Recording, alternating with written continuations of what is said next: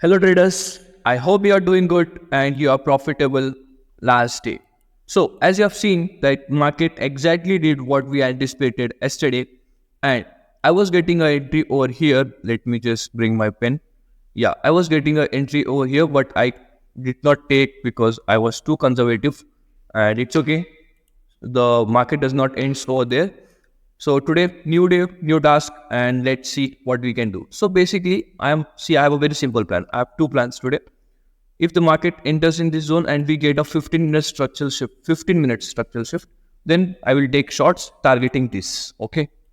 I'm not saying the low, I'm saying this because this is a reversal point. This can be a possible reversal point, as I'm discussing from last week, that this can be a possible reversal point.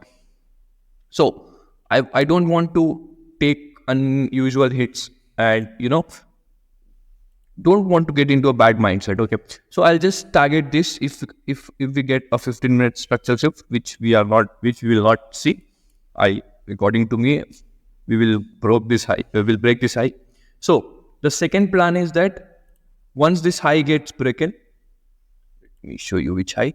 So once this high gets broken, we will look for continuation longs and at least target first this target. Second, this is all liquidity, everything will be removed. And third, this thing will also get removed. Okay. So first target, second target, and third target over here, right? So these are my targets for longs. Yes, I have been quite a bullish for a while. But again, I won't predict the market as I do. I won't predict the market. If the market shows me short side, I will be on short side. Okay. So I hope you have loved the video. Please subscribe our channel as we provide daily videos with Euro USD updates, levels, zones. Thank you.